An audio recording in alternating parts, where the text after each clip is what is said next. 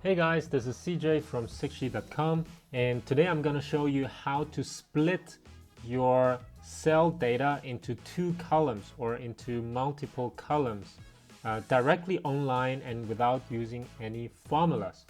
So let's get started.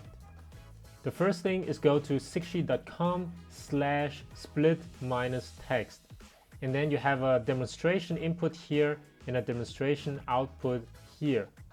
The input you have cute minus animal, small minus kitten, and tiny minus hamsters. And in the output, these are splitted already into two different columns because in the input you have selected A as the split column. So let's go down. In the configuration, you have select the column A only to be splitted, and if you want to select a different column, check column B here, and then you have the data splitted in column B that has a separator. In this case, the separator is a minus.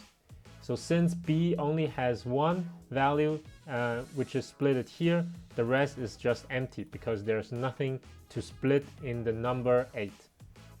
And let's say your data is not separated by minus. Your data sometimes is separated by space. Let's replace the minus with space, and let's replace the separator also with a space,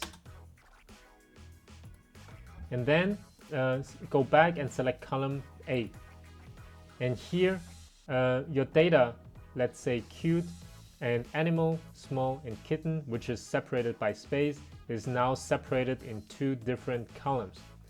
This is quite useful if you have let's say collected name of all students that have surname and family name, and you want to put them into two different columns so that you can later group them, you can filter them, you can sort them individually without sorting the entire person based only on his surname or family name alone if they are put together in one column.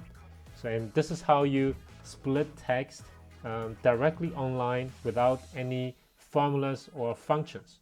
Thanks for watching, and see you next time.